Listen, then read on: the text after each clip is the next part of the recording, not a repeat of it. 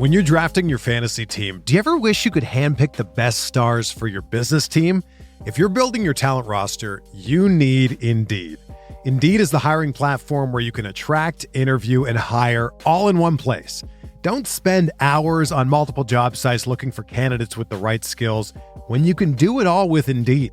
Find top talent fast with Indeed's suite of powerful hiring tools like matching, assessments, and virtual interviews. Hate waiting? Indeed's U.S. data shows that over 80% of Indeed employers find quality candidates whose resume on Indeed matches their job description the moment they sponsor a job. And something that I love about Indeed is that it makes hiring all in one place so easy because candidates you invite to apply through Instant Match are 3 times more likely to apply to your job than candidates who only see it in a search, according to U.S. Indeed data. So join over 3 million businesses worldwide using Indeed to hire great talent fast.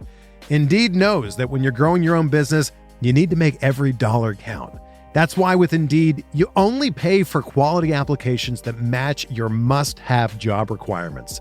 Visit Indeed.com/Blue Wire to start hiring now. Just go to Indeed.com/Blue Wire. That's Indeed.com/Blue Wire. Terms and conditions apply. Cost per application pricing not available for everyone. Need to hire? You need Indeed.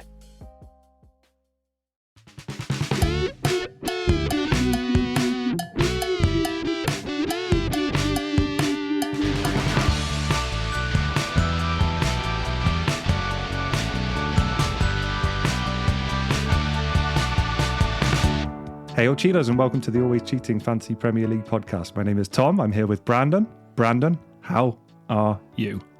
You nailed it, Tom. I'm doing fantastic.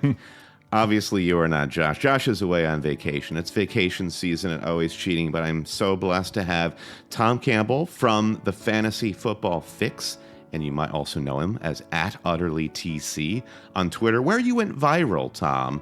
Was it during the COVID pandemic when you kicked your soccer ball over the fence and my goodness, had to get your neighbors to retrieve it for you? How exactly did that go? Oh my goodness, yeah.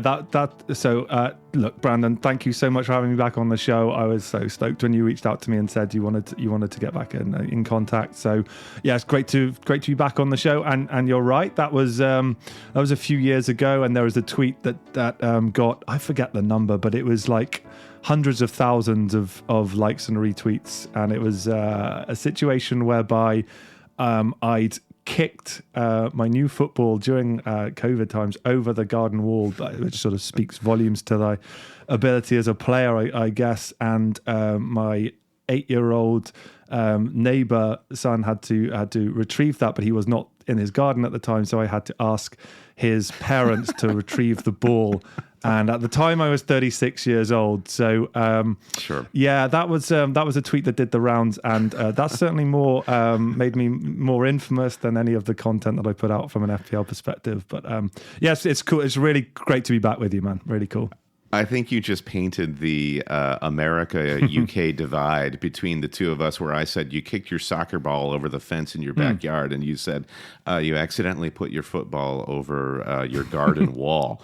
So there you are. Yeah, this is an authentic discussion. You got it.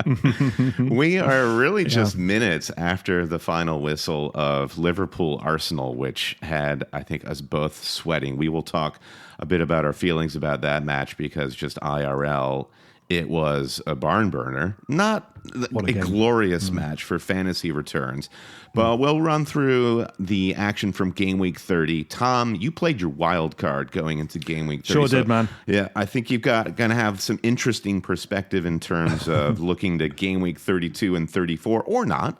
I don't know. You were telling me before we started recording that your motive in playing your wild card going into 30 was more from a traditional make fantasy fun again perspective. Yeah.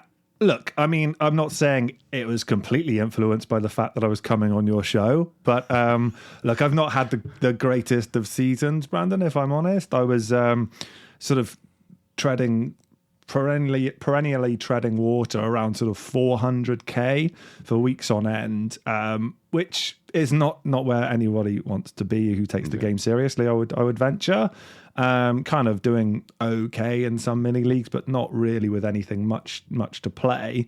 And the way that my chips had kind of fallen, it just sort of lent itself to kind of mixing things up a little bit. And I just sort of thought there's just about enough time left in the campaign to, if I do this, then it may make a tangible enough difference to kind of make that overall rank a little bit more respectable. And also that I felt like there was enough weeks to separate the team from the herd. The template team is great, but mimicking that was not going to make me up 100,000 places or so, because I kind of already had it. So yeah, that was the kind of thought process that went into it. The fact that was coming on here, I was like, well, that'll give us something to talk about.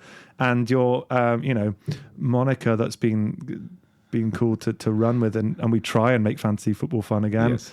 It's kind of worked out. Like, we'll get into talking about how the team's done, but it's kind of worked out. Yeah, that's good. And it's also fortuitous that we podcast this week because you're a West Ham fan. I'm a Fulham supporter. So we had the Brandon and Tom derby. Didn't really go according to plan for Fulham, even though I think we are probably the first team to arrive on the beach. It was overall a bit of a banter weekend. Would Haaland start? Wouldn't he? Of course, he came back and he braced. We have this question from FPL Rabbi who says, does anyone have the probability of both Salah and the world's greatest pen taker, Ivan Toney, missing penalties in the same game week? Asking for a friend. So poor Rabbi here looks like he got bit by the missed pen bug twice in a game week. Yeah. I mean, were you watching when Toney stepped up to take the first of two pens in that match where he missed? Yeah. Brutal for owners of the two players, right? I mean, it's kind of unthinkable, isn't it? I wasn't watching because the UK is archaic in the way that it allows which games you're allowed to watch without resorting to means that we wouldn't advocate here on this podcast necessarily. Right, it's the but midday I was kickoffs, right? Because they want everybody to take their dad and their son to the match, right? Yeah, but I was listening. And I listened to commentary during the 3 o'clocks quite typically, actually, and I like the kind of spontaneity of the reactions and stuff. And it was he lit the stat sheet up, didn't he, Ivan Toney, in that game? Goodness me! And I think he was pretty fortunate to get that second chance to convert from the spot kick. Was my take on the another weekend, Brandon, of just awful officiating. Like, I'm not sure you don't want to belabor that, but goodness me, it's getting pretty tough to accept. I think right off the top, officiating is going to be, I think, a lot of discussion in football commentary during this week to come. Yes, because of what was done to Brighton, generally the officiating over the last month or so, or this season. Of course, there's VAR, but then the news comes out during the Liverpool-Arsenal match that Andy Robertson has been elbowed in the face by a linesman. And this is, we're having watched the Manchester United-Fulham FA Cup match, we've been talking so much about players mobbing officials, abusing officials, putting their hands on officials, and here is the other side of it. Is it just me, or this should not be a surprise to anyone? Officiating in this league, and I think many other leagues in Europe might say, has been a circus the last couple of years, and it seems like it's only getting worse. And VAR, while this is not VAR's aim, it's really dehumanizing the officials to a degree, because there's this notion that decisions are no longer really happening with any finality on the pitch. They're now happening in some room with some faceless drones, even though we know the name of the VAR official. So I'm kind of just disgusted all the way around, and the FA should understand that they let it get to this point where officials probably feel like they have no defense. They're constantly being abused and mobbed.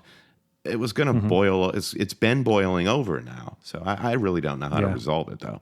I concur, and not to tell the listeners, we told you so, but I vividly recollect, you and Josh obviously coming from an American sports background and familiarity with this type of officiating in other sports. forewarning of what was to come, and not necessarily the treatment of officials. Although I completely accept and agree that that's a kind of consequence of what's happened, of the complete ineptitude that we've seen. Yeah. But it could have been avoided if we kept the sanctity and purity of sport, rather than making it so forensic and attempt to make everything so precise, which I just don't think is in the nature and the spirit of entertainment, personally. So, look, I know you and I have talked on this show before. You and Josh certainly have, and it breaks my heart, really, because football is an escapism, and fantasy football being an extension of that. And we find ourselves now talking about, physical actions against officials and kind of bewildering. And then there's talk about whether or not there's, shenanigans at play to keep a top six in sync and at the cost of, the smaller teams and stuff. And you're just thinking, why have we taken aim at our own feet with a sawn-off shotgun and just collectively decided that pulling the trigger made sense? Right. Like, I don't get it. Yeah, officiating, ideally would be invisible, and it's just more visible than ever. Leave it to me, Tom, to take a discussion of joy and making fantasy fun and turn it to the abuse of officials and the abuse of officiating. Don't you think that this gets you away from talking about West Ham beating Fulham? That's how this whole conversation started, right. And we are getting back there. Right, so I just want to further underscore your bona fides. Tom, we've been friends for a long time. I met you in London years ago at our first ever London meetup, and we've stayed in touch ever since. As I mentioned, you work for Fantasy Football Fix. You do weekly videos. Tell me a little bit about what those videos are like and where people can view them, and how that has like influenced your FPL style, your FPL play. Cool. Yeah, I mean, look, I think that the transition from someone who was a fairly decent player a few years ago to pundit is now definitely complete for me. So, the overall rank I referred to at the beginning of the show is kind of indicative of that. But I'm messing around. But the videos that I do for fantasyfootballfix.com came about through conversations with the guys who run the website there, and they'd seen that and heard me on different shows, of this being one and what have you, and sort of reached out and said, hey, do you want to give this a go? And we sort of found a bit of a niche whereby each week I talk to a guest who makes up a suite of guys who have just got, stellar records over 5-10 years, and they come on and they talk through their kind of how the teams come to be over the last for that given game week, but also the 4 or 5 weeks since the last time that we spoke. So we've got this really kind of cool cadence established, and the viewers are getting more familiar with the guests that we have on and tracking their seasons, and you get to kind of understand their thought processes. And it's kind of spooky, Brandon, as to how similar each of their their decision-making processes are with one another. They're not necessarily close friends. There is a Slack community for them and what have you, get on handsomely, but didn't know each other before. But when you get them on and you sort of hear how they corral together information and arrive at decisions, it is remarkable how attuned this group of people are to playing the game properly. And it's never completely consistent with how I think about the game. Is there one thing, Tom, that stands out that might tie these managers together, or that one of them sort of put forth as like a technique or a quick lesson that we and the listeners could take with them? Good question. I'd say it's really hard to hone in on one, but I think if I had to, I would say that they are still advocates for information over spontaneity, and they will make their decisions late in the day and with all of the information at hand, and be as patient as possible. I would caveat that slightly by saying that does tend to differ from a price catching perspective. They'll be more willing to. Some will be more willing to act earlier on in the beginning part of the season, particularly where there aren't kind of cup games potentially meaning that injuries are more likely, etc. They'll establish a team value up front, but thereafter it's really kind of sensible, informed decisions that are made late in the day, and being patient. Once they've made those calls, they'll back them. And they'll give them the time to play out. And I know the rhetoric and the narrative. Upholding it, I've maybe find a little bit more difficult. Well, as I said, we're recording Sunday after Liverpool Arsenal, so we are acting on spontaneity with our takes on this podcast. Tom, we've got a lot of action that's taking place this week ahead of the game week 31 double. Of course, the Champions League is back this week. Chelsea is away at Real Madrid. Man City are hosting Bayern. Manchester United have Sevilla in the Europa League, and then they are hosting them at Old Trafford on Thursday night. And West Ham have Genk. I believe I have that right. So standout tie, yeah. How are you feeling about West Ham's involvement in the Europa League? I mean, the troubles are here on the home front, not on the continent. It's a weird one, right? Because it has been the one kind of ray of light on a season which has been way more difficult than it should have been. It is pretty much the same group of players which impressed so much last year. There's no real justification for quite how poor we've been, especially away from home. But the European jaunt's been fun. My girlfriend mocks me endlessly because whenever I put them on a Thursday, not even night, because it's afternoon, because it's such a time when no one kind of pays any attention to it. And she's like, who are you playing? I'm like, do you know what? I can't even tell you whereabouts in Eastern Europe or these teams necessarily are. So she's like, it's not the best competition, and I kind of have to concede that to her. But it's been fun. I assumed you all were playing Genk, but you're actually playing Ghent. So there you go. That's as much as I know. What we do know is how our squads performed in game week 30. I wrapped on a green arrow, 61 points, and I was beating the drum for the Haaland captaincy before any of you lot were, because I held Haaland through the international break and the injury. But it just seemed like as soon as Man City and Haaland started posting to socials as early as Wednesday and Thursday with him smiling and taking the training pitch, that was the move to make. So 24 points from him on top of a Watkins return, Rashford assist, and Lewis Dunk was my game week 30 hero. I told Josh last week that if Dunk scored in game week 29 that I'd write a recommendation on his LinkedIn profile. Unfortunately, Dunk waited one game week too late, and there are no LinkedIn recommendations being written. But 61 points pushes me up to 44,231, continuing to, make some sort of reckless charge toward the top 10K. Do you think I can do it, Tom? Definitely, of course you can, definitely. And it's been fun to, a long-time listener, of course, and from a listener perspective, obviously you guys wouldn't necessarily know this because you're the producers and hosts and what have you. But from my perspective, it's cool to see the two of you doing so well and being able to vibe off one another in that way, because historically it's kind of been topsy-turvy in terms of one person doing well, the other kind of not and stuff, and that makes for good content too in a kind of more sort of, is it schadenfreude type way? Like, is that the right word? I don't know. You've got it. To laugh I at think that, so. But in actual fact, it's cool to see both of you having kick-ass seasons. Of course you can, definitely. Nothing but faith here.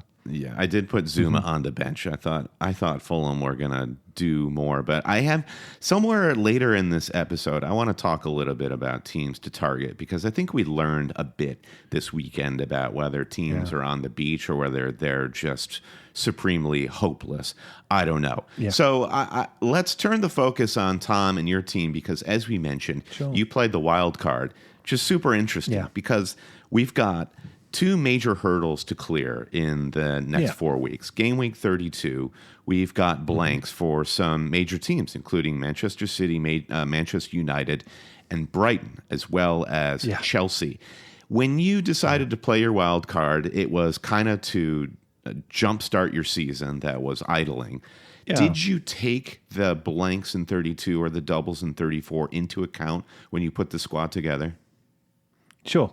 Yeah, I did. I mean, like, I'm still taking the game seriously, Brandon, and I feel like the season's not been a disaster. There's just been, as we know, a lot of FPL can come down to 50-50 calls, or, you know, the poker analogy that Josh likes is kind of, you set up a flush draw. You need that fifth suit to hit, right? And I just, more often than not, it hasn't for me this season, but that's not necessarily to say that I've managed the season poorly. And to that end, I've ended up with a lot of chips in play, or had ended up with a lot of chips remaining. So I still have the free hit chip in play, so that's absolutely intended to be used in the blank game week 32. So it kind of, for me, didn't matter in terms of, I could fill the team with any number of, or any complement of players from the teams who don't play in that particular game week without it being a problem.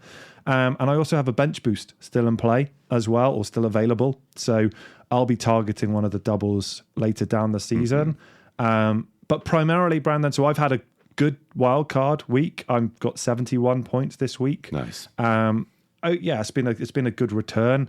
And you and I were talking before recording, and it sounds so straightforward, but I was kind of like thinking, do you know what? Yes, the fixtures obviously matter, the blank matters, but with the chips that I have available, I'll be able to sort of navigate them, I think, relatively comfortably. It was just a question for me of choosing for me which are the best players on the best teams, and working out which complement or contingent best fit what I wanted from the rest of the season. So that for me made it a no-brainer to include Kevin De Bruyne. He's my favourite non-West Ham player in world football. I've finally seen him play live now, and I thought that with the fixture that he had against Southampton and the upcoming match against Leicester, it made sense to augment Haaland. I also kept him through the internationals, Brandon, as well. I wanted one other. If truth be told, I didn't consider Grealish because I kind of thought I wanted a way into the Man City defence. I don't know whether or not that's still something we'd advocate for, because they do seem to give up the occasional goal. Not occasional. They give really up is remarkable. The odd goal every damn game. And how much is it down to just lapses of concentration, because they do dominate their opponents so efficiently, and I feel like these goals always tend to come around the same time in the match, around the 75th minute, where they probably are just thinking about what they're going to do after the match, what they've got to do tomorrow, errands they have to run, and that's when their concentration gets broken. And you're right. But I ended up with Ederson in goal. I've been down this road before. I know the 2 pointers, the one like they come and it sucks, but I still believe there could be a run of clean sheets in there, and supplemented him with Steele at Brighton, who I think would be a decent bench boost option, as he's retained his place and played well at Spurs from what I saw. So Ederson, the back four I ended up with. I went with kept Kieran Trippier. He's been in for the whole season, and I still think he's a good option. I went for Martinez at Man United. Excuse me, great value, and I think defensively they've been good. I think he's the more reliable fitness selection out of him and Rafael Varane in terms of reliability of start. Yeah. So that Maguire started against Everton this weekend, as we saw. So you made the right call for sure.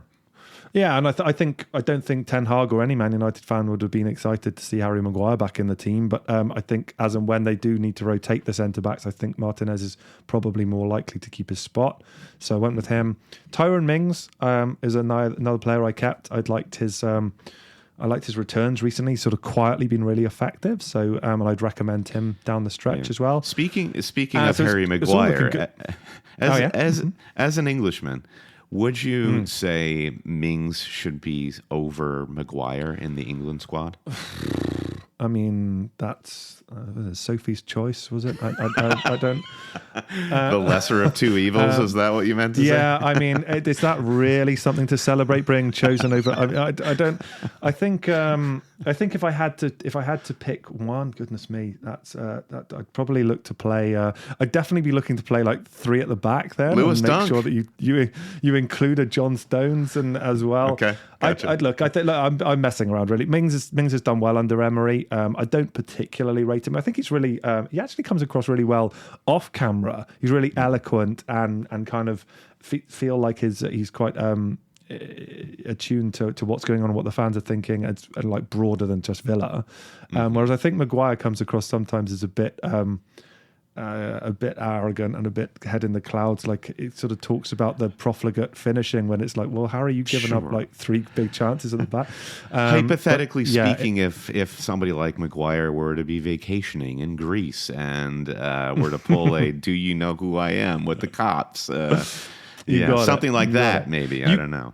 Do you know what, Brandon? You could definitely, if West Ham were to survive and David Moyes keeps his job, there's a scenario that you could see Harry Maguire pulling on the captain's armband for West Ham after Declan Rice gets sold, couldn't you? You could see that playing out. That actually makes a lot of sense. It's not a stretch, is it? Yeah. The center backs that West Ham currently have aren't exactly the most responsible types either. So, that's a good shot. No, they're not. Look, the last defender, I'm not proud of this one, and my girlfriend told me not to do this, but I was adamant. But I thought Ben Chilwell remained a good pick, in spite of Chelsea deciding to rehire Frank Lampard and welcome themselves to like meme territory. And it's proven to be a terrible initial pick as he was benched, came on, got booked, 0 pointer. It's like, I'm not proud of it. So we'll move past that one. And then the front six can probably go through this quite quickly, Brandon, because I kept Saka. I think he's still a great pick. Could have got more points than the solitary one he picked up today. Kevin De Bruyne, I do feel like he could have ended up with even more points in that game with, the shot that Grealish had saved that he then converted was from a KDB pass, etc. Right. And there was a header that he could have got, except, but 9 points was a good return. Rashford, who I'm sure we'll talk about at length. Ollie Watkins, definitely. I've had in the team for a while. Captain Haaland, and then Gabriel Jesus was my other forward, and he had more fitting forward for Easter Sunday than Gabriel Jesus. That's right. And he's well and truly back, and it's great to see. Not just because of the bet that I had with our friend Marlon about who is the better fantasy manager, because he thought that Darwin Nunez was going to get more points this season. Again, Darwin starting from the bench for Liverpool. Listen, I'm not counting my chickens until they've hatched, Tom. So let's just leave it at that. But I think you'd be very happy with this squad. Yeah, we'll definitely have to talk about the Rashford injury. Ten Hag has come out and said that they really won't know or say anything about what's going on with Rashford for another day or two. I think there will be some scans involved, of course. But Jesus, you have to be really happy with how this one went. Arsenal, you do wonder, they have some tough fixtures coming. How stout is their defense going to be? But from Martinelli to Jesus to have multiple pieces of this attack is feeling good. I just felt, Brandon, and I don't know what your opinion is, but the title race is so close this season, even after the draw at Anfield today. Kind of put the advantage, I guess, a little bit back in Man City's court, I guess, because if they win all their games, it's the title's theirs and stuff. But it's still, anyone's to get, I guess. Really, I just felt every game's going to be, pedal to the metal. Are going to try and another one other piece of that, and they were so good today for the first 25 minutes plus, and I still have a lot of faith in their offensive capacity for sure. I should say on my bench, Brandon, I've got a lot of Brighton assets on there, and Botman from Newcastle as well. So, I benched them for the Spurs game. Wasn't thrilled about doing so, and they looked good in what was a topsy-turvy game as well. So, I feel like the team set up quite well, as you would hope, off the back of a wild card for the run-in. But there wasn't loads of thought applied to it, really. It was kind of like, well, this seems to make sense, and let's get some good players and see how they do. Yeah, the Fabio Borges approach of get good players and good teams. I like it. I think, let's talk about Rashford. Let's talk about Chilwell a bit too. But before we get to that, let's talk about other managers who are doing well after this week. The Always Cheating Super League. We are 27,000 managers strong. If you want to join, it's never too late. Pop over to alwayscheating.com where you can get the league code. Top 10 after game week 30. We've got Mort Martinson in 10th place, Tom Apadel in 9th, Mark Jordan in 8th, followed by Vicky Davis in 7th, Guillermo Almeida in 6th, Charlie Boyle in 5th, Mark Bleakley in 4th place. The top 3, you've got Ramadan Kareem in 3rd, Sarah Edge in 2nd, and Sayakur Tai in 1st. We've got everybody captaining Haaland except for Charlie Boyle, the Maverick, still in 5th place, but he was the low man with 47 points. So, I mean, how do you feel? Somebody on our Always Cheating Discord mentioned this feeling, a little bit of not remorse, but bad luck where having Tony and Salah in your teams, but no Haaland, you had every right to surpass Haaland owners this week if Tony and Salah convert all their chances, namely the penalties. But how much are managers playing with fire not having Haaland right now? They host Leicester City, who look entirely rudderless right now, at home at the Etihad in game week 31. And the big sticking point is Haaland will blank in 32. Man City are embarking on the next step of their Champions League campaign. Would you, if you didn't have Haaland right now, would you 100% be getting him in for 31 and the 32 blank? Or do you feel like you've got to stick to your guns and just hold out until game week 33? Look, I mean, we don't like the word essential, do we? With a fantasy game, it doesn't lend itself to creative thinking and what have you. But I think there comes a point, and I'm not sure when in a 44 goal season, in like early April, that point comes, but it has already come, in my view. And I think that he does need to be part of your 15-man team. I think you do have to captain him pretty much regardless of fixture, is my feeling, irrespective of whether or not you're consolidating rank or chasing. Look, I don't like the answer, to be fair. I wish I could be a little bit more maverick, and maybe the videos for the fix guys has steered me a little bit, but I don't think so, Brandon. I think it's just, this is a guy who I think is pretty special, actually, in terms of what we've seen in the Premier League so far over its 30 whatever years that it's been around, and actually, I think you just have to kind of accept that Haaland's inevitable. Yeah, he is inevitable. And I think the blank will be the blank. You're going to want him back after that. It's one game week. Would you, if you played him and he didn't score in a game, which is of course possible, and you captained him, that would be 4 points. So you'd be talking losing out 4 in a blank because you get 0. It's not that big of a difference for one game week. So I feel like he should be part of everyone's squad makeup, even though it does sort of take away a bit of the make fancy fun again, Monica, I'm afraid. All right. We must look forward, Tom. Always. And talk about our bus teams. So with your wild card fresh, there's always this awkward moment of, I've played my wild card, maybe it went poorly, maybe it went well. Now, immediately, the next game week deadline, you have to get rid of one of these guys. You don't have to. Yeah. But what was the mistake you made that you want to rectify? What transfers are you looking to target for game week 31, if any? Maybe you're happy with this wild card team. I think it looks like a really strong squad.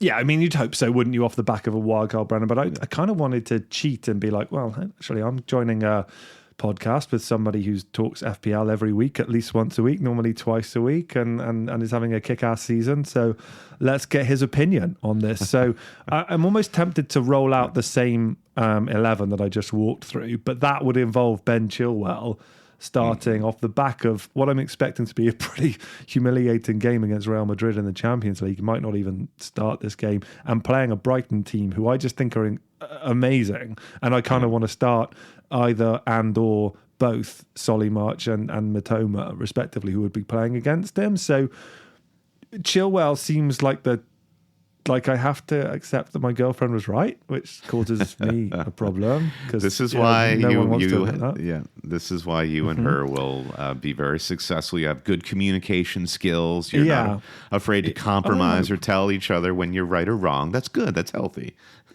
Well, let's hope so, right?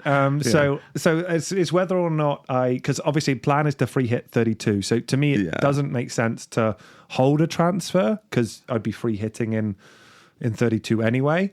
So that might be something that the listeners want to bear in mind as well for people who I'm sure there'll be lots of managers listening in who will be looking to use a free hit chip in 32. So it seems to make sense to use certainly your free transfer in 31. So Ben Chilwell looks like the candidate to be moved on, Brandon. But I'm not necessarily sure that anyone leaps out. Is there anyone that you think is a great viable alternative for game week 31 specifically? This is the curveball thinking, because a lot of managers will look at a squad similar to yours, Tom, and they'll see two players. Chilwell, okay, Chelsea have appointed a meme caretaker manager. They still look poor, and they've got this Real Madrid tie coming up. I think Chilwell will have a lot of minutes. I think Chilwell was probably rested ahead of what is going to be a very demanding Champions League tie. But as evidenced against Wolves, City need all the firepower that they can get. And Chilwell on his day is one of Chelsea's best players from defense to attack. I think he plays. Rashford, with what looks like probably a groin injury, he could be out for 3 to 4 weeks. But here's the curveball. I think Chilwell still is the standout option for the transfer because Chelsea, for all the reasons we've stated, just not a great team to zero in on for fantasy, especially if one doesn't have a free hit. Chelsea will blank in 32. And Rashford, if we find out that maybe he'll be back in 3 to 4 weeks. Now, if his groin injury was similar to what Haaland was working with, it looks like it might be more severe.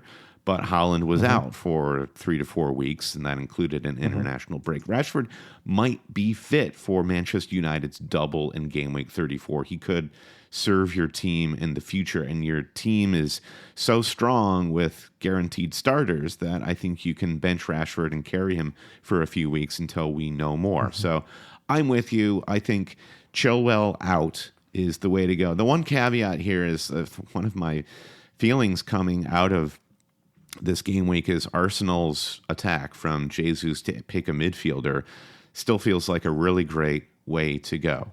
And Rashford to maybe it's Grealish or maybe it's Martinelli.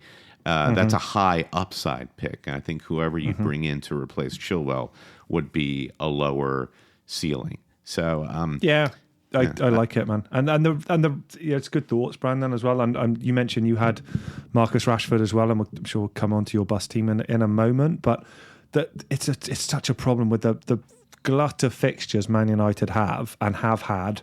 Rashford and Bruno Fernandes feel like they're the ones who are impervious to any kind of minute kind of reduction from Ten Hag's perspective. It's really those two do seem to play all of the time, and I just wonder whether or not they will do everything they can to get him back, maybe even before for the game week 33 into the Spurs game. I mean, we don't know the prognosis yet, so when people listen to this, that some more information may have come to hand. But I feel it's going to be really difficult to part ways with Rashford unless there's something definitive that rules him out for a really prolonged period of time, and the recuperation's not going to be, you expect him to come back and straight into the starting lineup.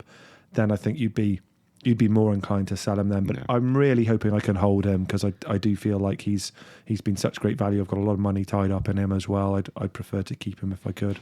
Yeah, it looks like Rashford will be part of my transfer plans because I do not have a free hit left, and I just need to shed people who blank in 32. Totally so totally different. Yeah, and in that from that perspective, I feel totally fine.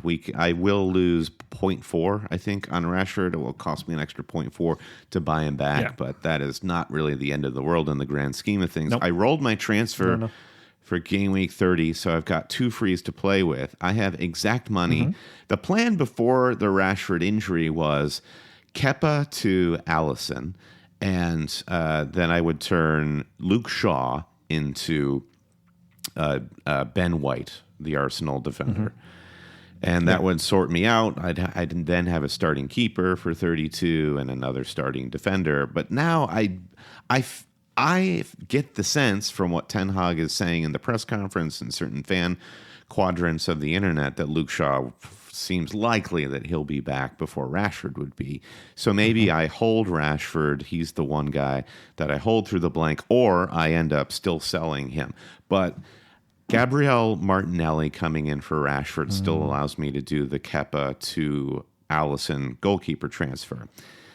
How do you feel about Alisson, though? I like the fact that Liverpool have a very strong double in 34, where I plan to bench boost. They have 2 home fixtures, Spurs and Fulham. Now, Alisson and Liverpool, I should say, not in the best form. I think Alisson is playing fine. Liverpool are not falling by the hands of Alisson. And with Leeds in 31, remarkable fixture. Leeds just are not a serious team at the moment. Then they host Forest at home during 32, followed by West Ham in that double. Just feels like a really strong run of fixtures. So for me to lose an injured Rashford and Kepa, who knows when he's going to start rotating with Edward Mendy, because Lampard has previous with Kepa and so on. So that feels like the right move to me. Any objections? It's a great shout.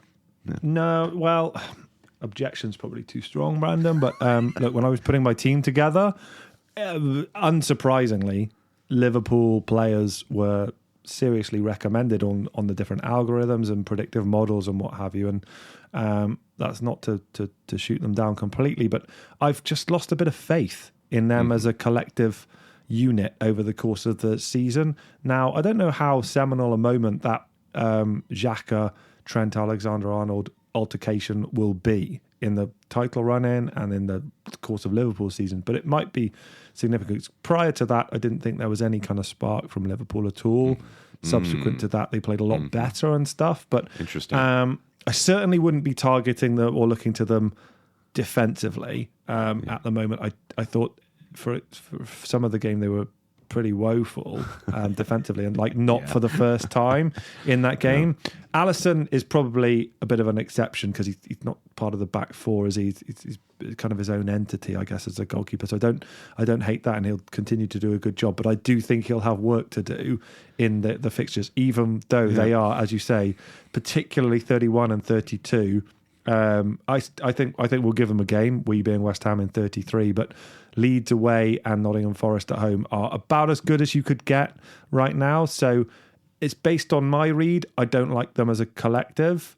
If you're just looking at the fixtures and historic kind of acumen, then sure, it makes complete sense to pile into them. I guess that they are still active in this season as well. They are not a beach team yet, for example. They're not going to be one that we're talking about later.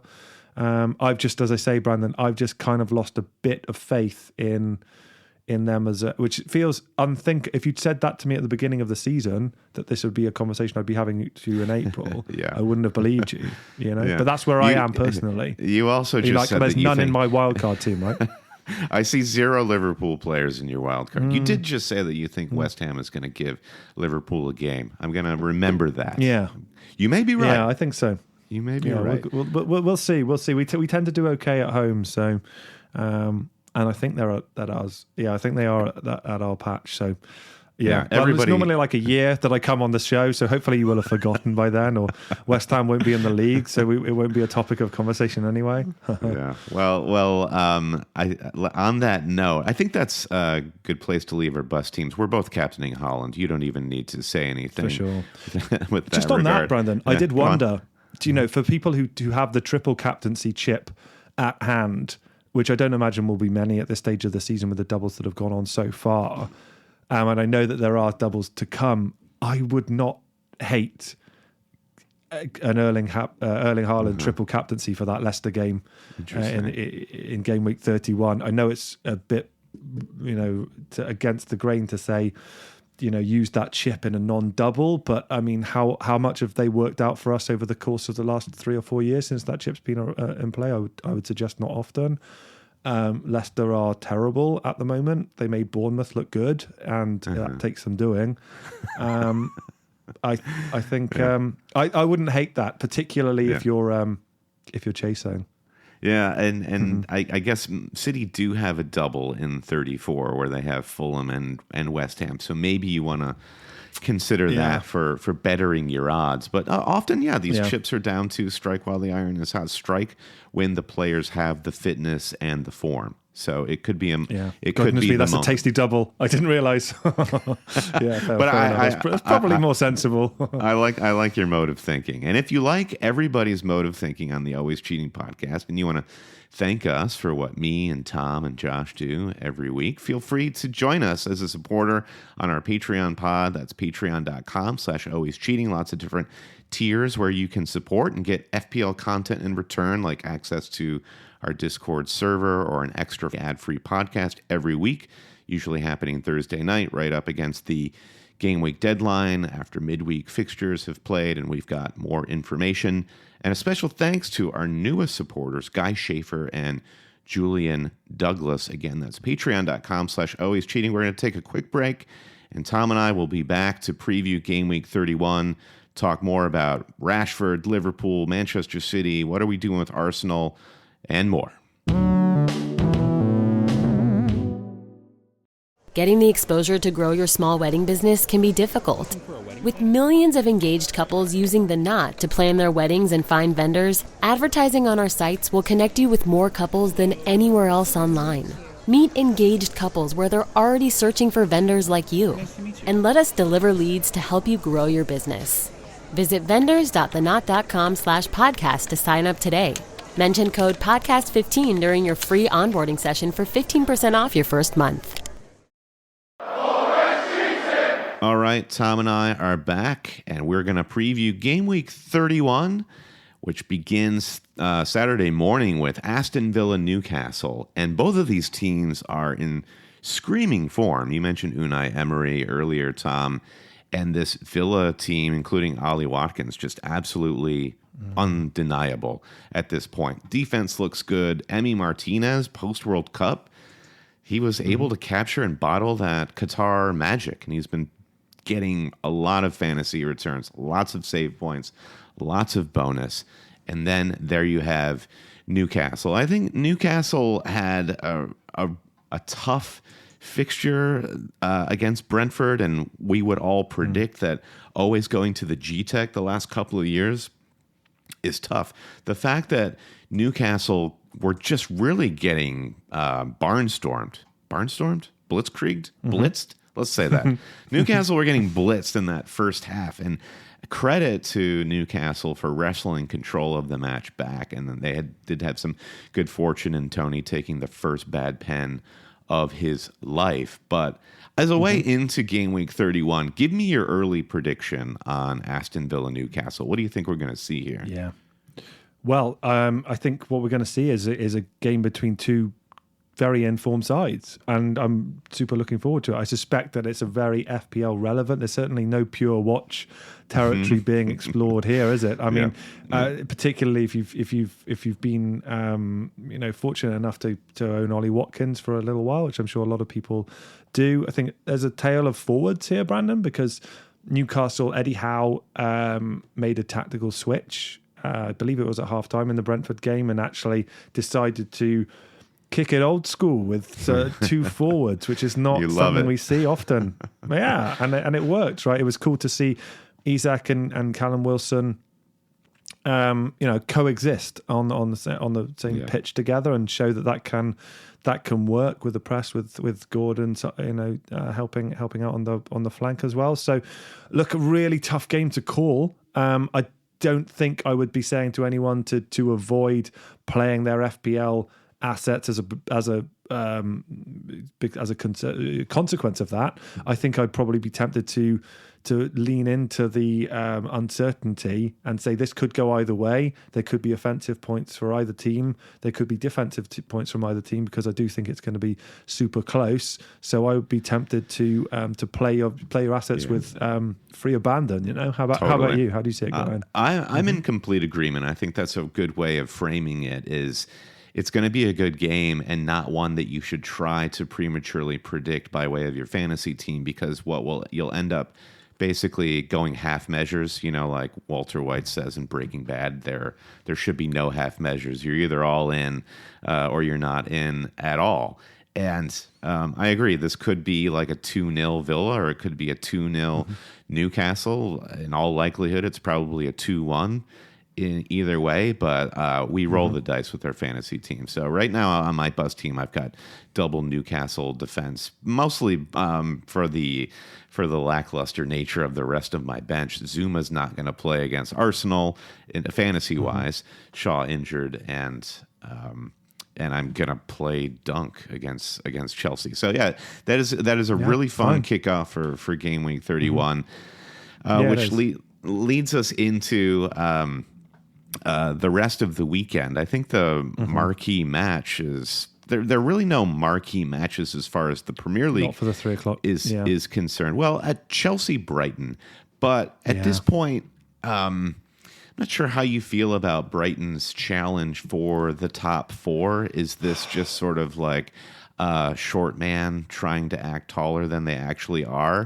I mean, because Brighton have been magnificent. I will grant. Haven't they though? You that. I mean, yes. What a fun team. Yeah. Do you know what it feels like to me, Brandon? The Brighton analogy. It feels to me that you've got they're swinging their arms in a desperate attempt to land a blow, but they're being held back by an arm from a person that's taller than them, right? So they just can't quite do any damage. And even though there's such a wonderful team, so much FPL relevance, right? From the goalkeeper, like I've done with Steele taking, usurping as the predecessor, and Estupiñán on the flank being a great option. Lewis Dunk scoring this weekend, going into that midfield of like Matoma, March, McAllister, all being exciting, viable. You could treble up if you wanted to, if you have a way of getting through the blank with a free hit chip potentially.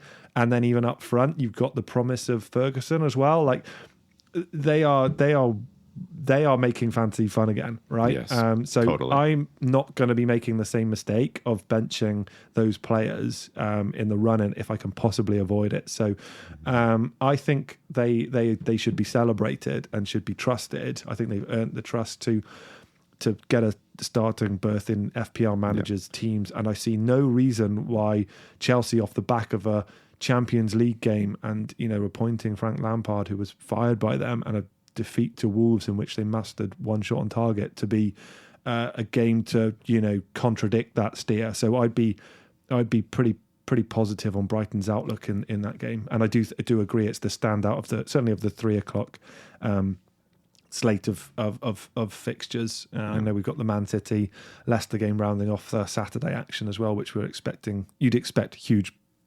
opportunities for the offensive. Oh yeah, I think apart from tonight. I think apart from Villa, Newcastle, and Chelsea Brighton, the story of game week 31 is going to be all of the opportunity that there is for fantasy managers, where we have Harry Kane home hosting Bournemouth, Haaland home hosting Leicester, Liverpool away at Leeds, Manchester United. The Forest are a different animal, or a different sort of prospect at home, and but let's use that as a way into some team talk here. Manchester United, because while Forest, they do play well at home, Manchester United now have Christian Eriksen back to full fitness. He came on as a substitute against Everton, looked fine. They will have Casemiro back from his red card suspension. Now, it's really poor timing, this Rashford injury, because Forest could have been hosting like a newly full-strength Manchester United. But what's your feeling about what United might lose just in game week 31, assuming Rashford isn't fit to start, though they have this really great spine now back and fully fit? good question. It's definitely relevant probably for the vast majority of managers. Let's assume, for argument's sake, he's going to be ruled out of the game week and people look to move him on. I think the feeling that I have is that with Anthony Martial being so liked by Erik ten Hag, if he can stay fit for more than a week, you then actually have the opportunity for him to take that striker slot away from, say, Weghorst, and actually with Jadon Sancho now being a little bit more trusted and getting some semblance of fitness and consistency and continuity there, he could potentially be one of the wide players, potentially on the left with Anthony on the right? And then you've got the Bruno Fernandes versatility to potentially play as kind of an 8, maybe with Sabitzer or even a 10. Like you say, Eriksen.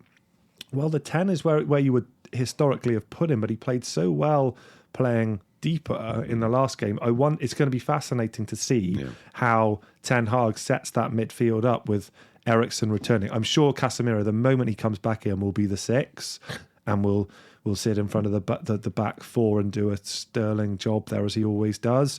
So from Man United's perspective, I actually don't think it's horribly timed, provided that Martial can stay fit, and like you say, Eriksen and Casemiro being returning back. So look, they'll miss him because he's been amazing this season off that left-hand side and up front. But and look, Tony Martial staying fit, Brandon, is not something I would be betting any money on whatsoever. So it's a huge if. Yeah. But if he manages it, I think they'll be okay, and I think they'll put Forest to the sword pretty comfortably. I will get your views on that, Brandon, but I just wanted to get your views on Harry Kane before we move completely past the Saturday fixtures, because you will have noticed I didn't include him, and it was really tough for me to take him out. He's been in my team for like the whole season, just quietly going about his business in the way that he does. Yes, he scored the winning goal over the weekend, but I didn't think it was an impressive showing for him. How do you kind of feel for Kane down the stretch? Do you think he's a must include? Have I made a glaring error there to not include him? What do you think about Kane in 31 and beyond? He's like a man in black. Yeah, he goes about his business, and sometimes you don't even notice that he's there, but he's very effective.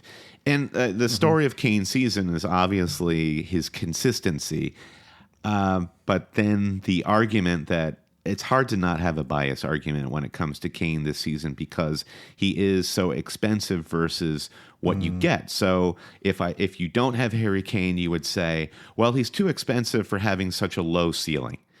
But if you have him, you're like, well, I'll pay any amount of money to get this level of consistency. But if you just look at his recent his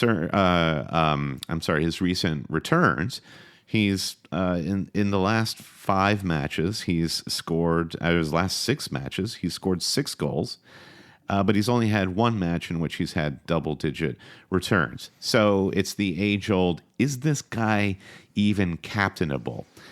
I do feel like that you can't have this conversation with, well, there are many ways to have this conversation, which is why we have a podcast. Here's where I am personally.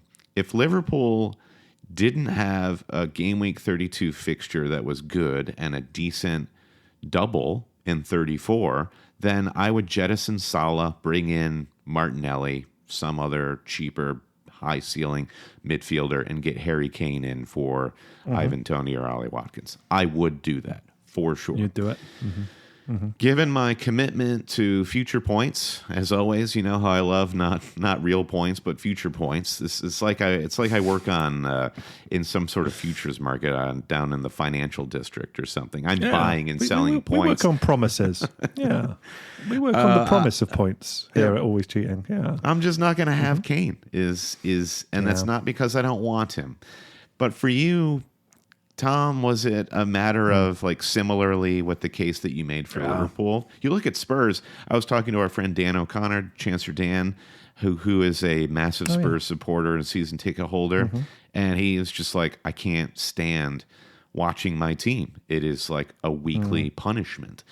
Now, diehard supporters will definitely be more self-effacing and self-abusive for sure. But there's something about the Spurs team that doesn't feel quite right. The goal that Harry Kane scores against Brighton, it's not that it was fortuitous because he found the space. Højbjerg did well to spot him. There was a deflection on the shot, but man, it was a classic Kane caught it sweetly. So, Look, I don't know. There's so much to recommend about Kane, but there are so many, I think, alternatives to Kane. And for me, the story has not fully been written on Kane's fantasy season yet.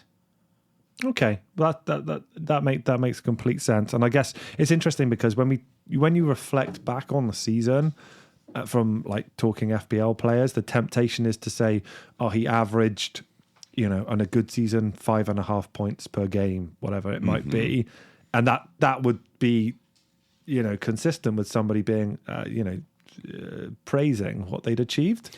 So on that basis, if Harry Kane's getting 6 points per game because he's scoring or a goal a game or whatever, then we should all have him. I didn't really want to lose him, Brandon. I like the front three that I've arrived at with Gabriel Jesus, Haaland and Watkins. It was a money thing for me because I really wanted De Bruyne in for the run in, as I said. So it was more that really. I guess what I'm saying is if you don't have Harry Kane, you can't then whine when Harry Kane scores because he just will.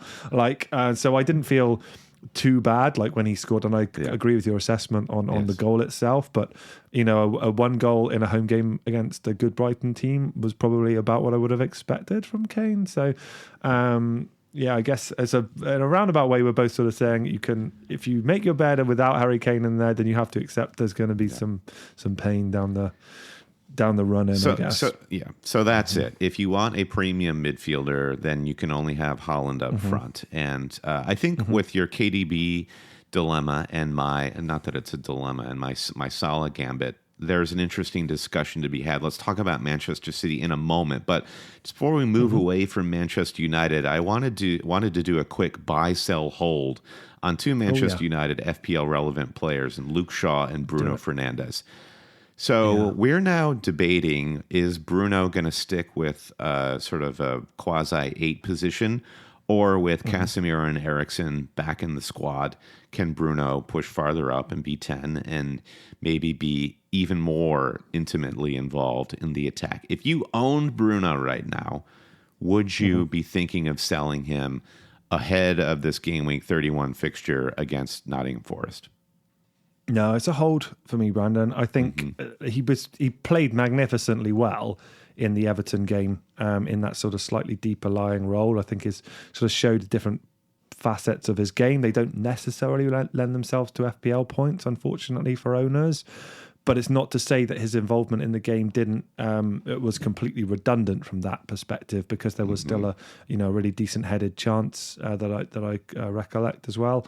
So I think Bruno Fernandes will always be a solid FPL option for managers, kind of irrespective where he's playing. I think he'll always find a way to influence the game positively. I think it will be slightly different in that deeper lying role. But with Eriksen coming back, Casemiro's ban shortly to be concluding, I think actually he'll be more the role he'll be playing, Brandon, will be more in keeping with what we've been used to over the past several seasons, which has been more offensive. So, and I guess something we didn't talk about as well is if Rashford is out, then I guess actually the penalty situation probably finds itself back with Fernandes. I'm sure Martial might have something to say about that, but you'd expect Bruno Fernandes to probably pull rank. So definitely. I'd suggest it's a hold for him. Yeah, how about I think you? What do you think? I tend to agree there is more upside short term, especially with the Luke Shaw injury, because Luke Shaw takes so many set pieces and corners that task is now delegated to Bruno with Shaw injured. So with Luke Shaw, I am an owner, and I feel like he, for me, is a hold for reasons I kind of covered earlier in the show, but it sounds like he may be back fit earlier than we expected, certainly in time for the Game Week 34 double. I think Josh spoke about this when he was looking at his Game Week 30 transfers. It's hard to find a defender that you really want at the moment. Arsenal were the best team the first half of the season in terms of desirable, cheap defenders. It's not so much the case at the moment. Arsenal have a bad patch of fixtures coming up. They've struggled for clean sheets, even though they've still been performing well. So I feel like Luke Shaw is weirdly maybe also a hold, given considering news that we may or may not get midweek. All right, so Liverpool, very much a story coming out. Well, nothing has really changed about Liverpool after that Arsenal match in terms of how we think about them. They're still just a chaotic mess. You know, you're familiar with the like online slang, Tom, of like chaotic good, chaotic bad, and chaotic evil. Like what level of chaotic is Liverpool for you right now? Good, bad, or evil? Can it be all three? Because I feel like they are a basket case, you know. And when you and I were talking about them a few moments ago, I'm here running them down as an FPL option, and I'm staring fixtures of like Leeds who've just been battered by Crystal Palace, who don't score. You know, they're playing West Ham, who, like I said, it would be a tough game. You kind of broke into laughter, and like Nottingham Forest, who you know, I think since the turn of the year or maybe bottom of the form chart, and I'm saying like, I'll forget them. So like that feels completely contradictory. Yeah. And yet I've watched them today, and for the first period of the game, I'm like, this team looks completely broken.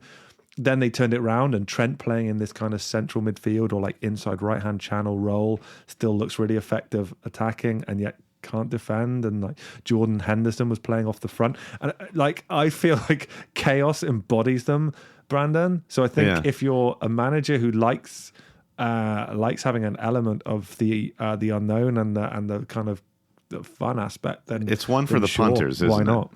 Yeah, Ed, I think it is, but you'd be punting against a set of fixtures which you're like, it's kind of an acceptable punt because you couldn't hope for a better run, could you? And then a double to follow, right? Yeah. So it's hard to argue against them.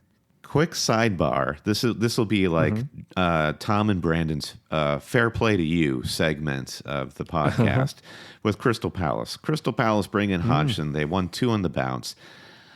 I mean, I don't want to make too much of their performance against Leeds because they're just not a serious team. The way they celebrated that Bamford goal, it was like they just won the World Cup. And let's be real, Leeds, this is a professional league. You don't just score a goal and then are handed a giant like silver platter. No. They forgot that you still had to play a full 90 minutes. And then they got absolutely torn to shreds. It was quite humiliating. But one must give credit where credit is due. Eze and Olise looked just sublime. I can't even imagine what they would have done with Zaha on the pitch, even though Jordan Ayew played really well. That's how poor Leeds were. But you have to tip your hat and say fair play to you, to Crystal Palace. And you mentioned Liverpool's upcoming fixtures. Palace have Southampton away in game weeks 31, followed by Everton, Wolves, and West Ham through game week 34. No doubles, no blanks, but in the spirit of the Luke Shaw defensive conversation, if you needed, say, a cheap defender, maybe Mark Gahey is somebody you would want to bring in. I'm not sure we have a place for Eze or Olise, just given how many other high-caliber midfielders we can afford with Brighton and Arsenal. But, you know, I mean, do you also want to tip your hat to Crystal Palace? Or is there an East London sort of issue that takes place with your Irons? No, don't worry about that. I mean, I feel, again, when Hodgson got appointed, I was pretty vocal about... I actually tweeted Josh at that point and said, like, at what point do we say this man should be allowed to be pottering around his allotment, I think is how I put it. And for me, that was about like 8 years ago. And he's managing a Premier League team and he's doing a great job. So I've been proven wrong there. Look, I feel like the Leeds team is in disarray. So it was an amazing result for Palace. Good on them. I haven't actually seen the performance that you just referred to from the offensive players, but I do agree that to try and shoehorn a Crystal Palace midfielder in spite of those fixtures in is going to be difficult just from the perspective of you only have 5 slots and those places are going to be earmarked for some pretty sort of box office players, Brandon. Even with the news that Matt Rashford might be out, to talk about replacing them with a Crystal Palace midfielder, I feel is a stretch probably a step too far.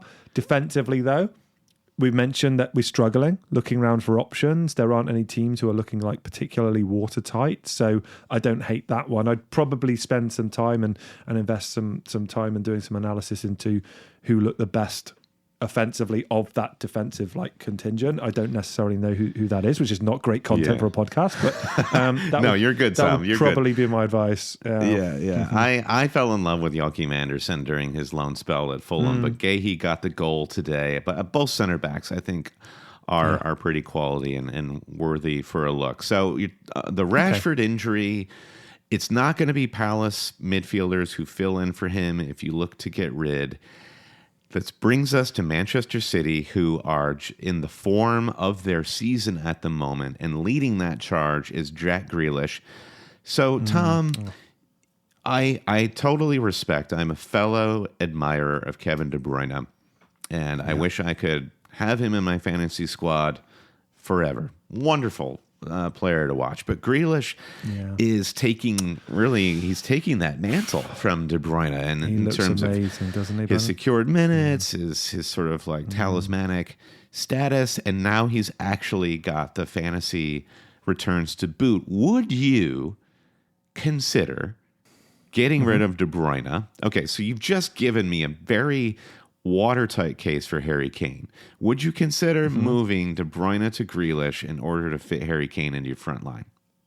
Oh, it's a great question. And look, I mean, I could have done it on my wild card, Brandon, and in retrospect, because I'd seen how well Grealish had been doing. It is not like he performed so brilliantly away at Southampton, and this has come as a shock to people, right? This is a continuation of a run of form which people have kind of identified over a number of weeks and probably months, right? He really has settled in this second season under Guardiola, so probably should have given more time to that argument. I'm not going to unravel what I've done personally. I think you could make a case to say if I had my time over again, then actually it would be more sensible to do that, because looking at the game, how the game played out, as great as De Bruyne was, and he was amazing. He showed why he's a great FPL pick. Grealish was super far advanced on that left-hand side. He's playing such confidence right now. He seems much more willing to actually shoot, fundamentally just take the shot, whether or not that's something that's come from his manager or just an inner confidence. Seems like he's taking better shots too, Tom. Yeah, sure. I feel like the quality is got to, The first part of the season, he was trying to do the opposite of Anthony on Manchester United, where he's cutting in from the right and he's just trying to wallop it to the far post. And it does seem like over the last month, Grealish has found better shot selection. He's gotten better at working the shot and not trying to shoot through 3 defenders. So I'm with you. Manchester City, on the whole, are just a very perplexing team for people who have already used their free hit, because they are offering so much fantasy-wise right now, but they do have that very awkward blank. And I think if you have the free hit, Grealish seems like now is the optimal time. Now, if not now, then when? I think it's going to be a very popular transfer. For Rashford to Grealish will be done in droves. It probably already has been, Brandon, and it is being done as you and I are recording. And I understand it. Definitely hard to argue against. The case is, if you happen to have a third Man City and in the shape of Edison in your goal, stinking this place out, you're just like, okay, this is painful to have to take the 2 points that he gives me every week and see Grealish tear it up. So, I feel like my bed's probably been made in relation to my Man City players for the time being. If Grealish goes and hammers a whole load of points against Leicester, which is absolutely possible, I would say probable, then I'm going to feel pretty silly, but that won't be the first time this season. And I look, feel like for I the just spent listeners, like 5 if you minutes. can get Grealish. I feel like I spent 5 minutes offering dance classes to a man in a wheelchair, but that's that analogy's perfect. Yeah, because FPL is a dance, and I've got 2 left feet this season. So, oh, bless you, Tom. I don't Bless know. you. I don't know, man. I would love to have Grealish in my. I'll put it this way, Brandon, as succinctly as I can. I would love to have Jack Grealish in my team. Right. Yep. That's just as straightforward as I can put it. I would love to have him in my team. And kudos to Grealish for taking Mahrez finally once, maybe not, I won't say for all or forever, but he's taken Mahrez out of the conversation. I thought both Grealish and Mahrez looked sensational, but looking back to game week 29, Mahrez poor in my estimation, and game week 30, and Grealish continued to look good. So that is an interesting one. We've kind of already covered the bases with Man City's defense. The last team that we kind of need to cover as we look ahead to the coming game weeks is Arsenal. And there's a lot of moving parts here because we have Arsenal may be the one team this season where managers have invested everywhere from defense to midfield to forward. And now that Jesus is back, meat's back on the menu, or whatever that famous line is from Lord of the Rings. Couple questions just to set the table here, to continue with that menu theme. Stephen Curtis says, with all the doubles coming up, are we missing out on Arsenal assets who do not double? And the interesting thing with Arsenal is they have no blanks, good. They have no doubles, not so good. And they also have a rather tough run of fixtures, especially if we look ahead to game week 33. Now, Arsenal have West Ham away and Southampton at home in 32. And then it's an awkward run where they play at the Etihad, basically for the title. Then it will be Chelsea at home, followed by Newcastle, and then Brighton. So those 4 game weeks are going to be very dicey. So I agree with your general feeling, Tom, in that attack is going to be ultimately the most secure and important thing for Arsenal. As they strive for the title, they will need goals as they play against tough opposition. They certainly could win very consistently, but will they be keeping clean sheets consistently enough for us to be able to justify the likes of Gabriel or Ben White? Todd Byerly also asks, do we hold Arsenal mids despite these tough fixtures?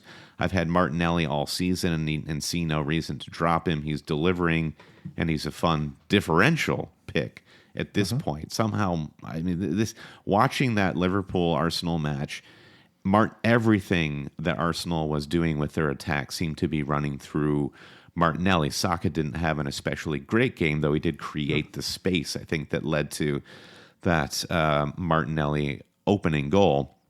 Nonetheless, it just seems so remarkable to me that one injury and threat of rotation with Trossard for Martinelli, and suddenly we've all lost him. So what are we doing? What's our strategy with Arsenal right now? I think there are a few different ways to look at it. The combination traditionally through the season is double Arsenal midfield plus a defender. I think we've covered the defense here. Is it now triple midfield with Odegaard, Saka, Martinelli, and Jesus misses out? The case for Jesus missing out in fantasy is because we already have a bevy of options, whether it's Watkins, Tony, Kane, Haaland, name your player. You've picked up Jesus on your wild card. Do you feel like his upside or his what he could offer is compelling enough that you would do maybe double or single Arsenal mid plus Jesus?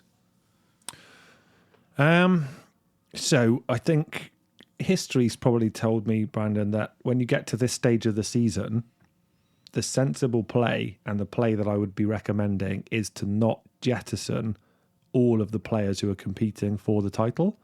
It might sound really straightforward, but actually with playing the fantasy game, sometimes that can be super tempting and can make sense to do if the fixtures don't lend themselves to what you would expect, the likely place for returns, for offensive returns. I don't necessarily think that it goes that way. I think when these teams are they're wired so tightly and they recognise that this is an historic opportunity that is going to come around maybe once in their careers, right? That's literally could be in that sort of terms for some of these guys, because state ownership is not going anywhere, right? Newcastle have got it. The likelihood is Man United might get it. It's already been a part of the league in relation to Man City, etc.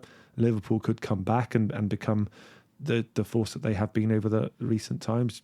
Chelsea have just dropped like £500 million and changed managers all the time and stuff. So the chance, you saying like, are we going to be competing for the title next season if you're an Arsenal player? You could. Every chance you could, but there's going to be an awful lot of things will need to go right for that to happen. So my feeling is that they've earned, and we talked about Brighton players earning trust. I feel like this Arsenal team, from an attacking perspective especially, have earned the trust from a fancy perspective to back their players. And I think to the tune of 2. I think 2's enough.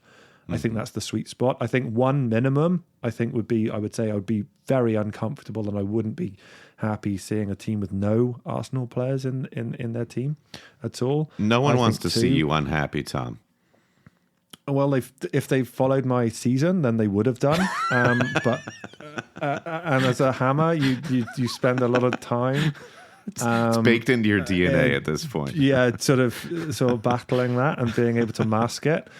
But look, I think the 2 that you pick, if you follow my advice, I at that point I then think it becomes a bit more subjective and probably a bit more relevant to how your team is composed or comprised rather. In terms of where you've spent your money. From my perspective, it made sense to have quite expensive midfielder in Saka, and I liked the fact that Jesus was not super heavily owned, having just come back from injury. Huge fan of him as a player, as an FPL option as well. But to have Saka and Martinelli instead, I think makes sense. Saka and Martinelli makes sense. Martinelli and Jesus makes sense. I feel like from my perspective, that's what I'd be recommending. And I would say you don't want to have none. That's how I personally I see it, with the title being for grabs. I wouldn't fear the Man City game either. I think they will, like we talked about before the game, they will want to beat them, not just because it would mean potentially they win the league. They would want to beat them to say, we went toe-to-toe with this great team when we won the league, and it wasn't that we beat everyone else but couldn't, and they slipped up. It's like, and we beat them on their patch. I think they'll want that. So that's my feelings. It's is your feeling then that you're looking at another Ederson clean sheet wipeout when these 2 teams inevitably I'll probably play Steele instead if he's got a fixture, and how have I ended up with Ederson? I mean, how many times can you be hurt and still go back? Hey, listen, I'm talking about bringing in Alisson, so the premium keeper dream remains alive. It's like Tinkerbell telling the audience to keep clapping, and that's what we're doing, you and I. But as far as who to get on Arsenal, it's very much for me an unanswerable question, because I think like the beauty of this Arsenal team and how Arteta sets them up is they are able to interchange and respond to their opposition. And I think who will do well in this Arsenal squad is really going to come down to their opposition. We might be able to predict that if, we go into the game film room, Tom, and we analyze every one of their opponents. That's not going to happen on this episode. No. But for me, I just think Odegaard, I think it's undeniable that he's kind of fallen out of fantasy favor. While he will still have guaranteed minutes, I think it is down to Martinelli right now. It feels like the strongest option, followed by Saka and Jesus. And they all feel like they're right there for the taking. Yeah, agree, man. Yeah, definitely. Okay, so those are the good teams. The last thing we want to cover on this podcast is teams to target. It's all good and well to know who the good teams are, but who are the teams that are probably have the softest center? And it's not as cut and dry as you think. You've mentioned Bournemouth a few times, Tom, and even though Bournemouth are still in the relegation conversation, they prove to be a tough opponent. Even when they lose, they are limiting teams to 1 or 2 goals, and they are taking some pretty big scalps along the way. I've come up with 4 teams that I feel like we can consider targeting, whether it's with a rogue captaincy or maybe you just want to take a 1 to 2 game flyer and you see that this flyer is actually playing them. Fulham Let's hear them, man. Yeah, Fulham is chief among them. And I do think that the way I think the blame falls at Marco Silva's feet here for the way he handled, first and foremost, on the touchline, that situation at Old Trafford in the FA Cup. FA Cup game, yeah. Yep. When he got the red card and all the emotion kind of spilled over with Mitro, I think that all of the good work that Silva had done over the last season and a half, coming up through an incredible season in the Championship and a great first half of the season in the Premier League, could be undone emotionally. And I think that's what you've seen the last few weeks with Fulham is they've just kind of unraveled. It's hard, I think, when you're in a very sort of unknown position like Fulham have been. You know, they've had a lot of belief and they've played very well. They've played a very high energy pressing style and they've played with some fluency. But you take an emotional punch like that and you start to wonder, like, where do we stand in this pyramid actually? And then they look around and they see a whole rebuild job in the summer with Tim Ream, probably not likely to have another season like this. Paulinho moving on. They do, and couple that, Tom, with the fact that Fulham are safe. They're not going down. That's it. No. They are probably the optimal. I will not hear anybody say that Fulham are bad. Fulham are a good team. They're a good club. They're a good squad. Definitely. But they've done it. They've scored their points, and it's now it's just really up to the opposition. So Fulham are beached. Leicester, they absolutely rudderless. Incredibly good players on that squad, but to see the way James Maddison folded and gave up that match the way he did, they are without a manager. I think Leicester can definitely be targeted. That's what we're doing with our captaincy, Tom, with Haaland. You know, we're taking a real leap of faith there with Haaland captaincy. But Southampton are my third because they're down and they're probably the team on this list who I just think flat out don't have the players. And they just feel very young to me, honestly, and young and hastily put together. And then Leeds, you know, I don't want to continue to hammer away at them. I know some Leeds fans listen, and I don't want to further offend them. Would you argue with any of these four teams, or do you want to add? And this is really more for a fantasy perspective. You know, we could have teams that are like Forest in the relegation zone, Everton have their own issues, and so on. But from a fantasy perspective, what do you think? I don't disagree with any of them, Brandon. Before I get to them, I cannot believe it's taken me like an hour and a half almost to come on your show and not talk about Phil Billing. Like Philip Billing has been one of the funniest people I associate with the AC podcast for years, because he was in your team when he was at Huddersfield for months on end, and I have no idea how he managed to get the stay of execution that he did. But man, what a season he's having, right? So quietly, top scorer. And just amazing. And I was like, I'm coming on the show. Like, West Ham have beaten Fulham. I've wildcarded, and Philip Billing is like a legitimate FPL topic. Everything aligned. We don't need to say it right now. Yeah, everything aligned. Look, the teams you pointed out, I definitely agree. I just think from an FPL way that you target these teams, though, it can differ, because I actually think whilst Fulham, I do agree they can be targeted, I don't think teams is going to go there and batter them. Famous last words, but I still think there's a level of professionalism and kind of continuity and how you guys are set up. And to your point, they're a good team, but I do think there are a potential that they might struggle to score many more. So we've talked about where a clean sheet's going to come from. Maybe that's how you do that. Well, when Fulham are playing, they looked a little toothless against West Ham. Everton, similarly, I would say didn't create. I think it was 75% possession for Fulham against West Ham, and I think it was one shot on target. That's it. Yeah, they're in a situation, and I think missing Mitro obviously plays into that. But to hold the ball and not shoot, yes, is a recipe for a clean sheet to get done 1-0 like they did this weekend. Yeah. Whereas conversely, I think Southampton, for example, I think that the wind is out of the sails there as a club rather than just. I think Salas has come in and kind of trying to improve things a bit. But a friend of mine is a regular goer to St Mary's, and he and I have been. You can imagine our text conversations aren't particularly positive, haven't been this season, and we're both kind of saying, well, you haven't got as bad as us, and at different points in the season. Both of us have been right at different points. And he said that this chant came about during the Man City game. I'm just going to read it to you verbatim. Please. He said, yes. We lose at home and we lose away. We lost last week and we'll lose today. We can't score goals and we always concede. We are the famous Southampton FC.